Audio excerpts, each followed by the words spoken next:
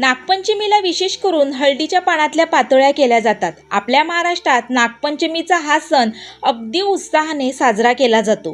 पण यावर्षी नागपंचमी आणि पहिल्या श्रावणी सोमवारच्या निमित्ताने मी पातोळ्यांसोबत नाही तर घरच्या तांदळांपासून मस्त अशी दाटसर आणि चविष्ट तांदळाची खीर केली होती। घरचे तांदूळ वापरून केलेली ही खीर दिसायला अगदी साधी वाटते, पण चव मात्र एकदम खास आली होती। साजूक तुपाचा सुंदर सुगंध, ड्रायफ्रूट्स आणि वेलचीची छान चव आणि खीर अशी दाटसर झाली की पाताक्षणीच खावीशी वाटते। सणाच्या दिवशी घरात काहीतरी गोड बनवलं की सगळ्यांना खायला खूप आवडतं।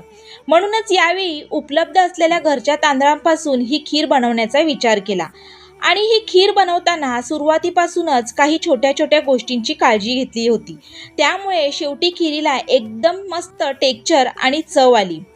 बघा, तयार झाल्यावर ही खीर किती छान दाटसर दिसत आहे। वरून हे ड्रायफ्रूट्स आणि वेलचीचा सुगंध तर खीरीची चव अजूनच वाढवतो। तुम्हालाही घरच्या तांदळांपासून अशी दाटसर आणि चविष्ट खीर बनवायची असेल तर या खीरीची पूर्ण रेसिपी आपल्या लॉंग व्हिडिओमध्ये दिलेली आहे, तिथे तुम्ही जाऊन नक्की पहा। पूर्ण रेसिपी समजून घ्या आणि तुम्हीही एकदा खीर नक्की करून पहा। व्हिडिओ आवडला असेल तर लाईक करा, शेअर करा आणि सार्थ फॅमिली कुकिंग चॅनलला सबस्क्राईब नक्की करा। धन्यवाद।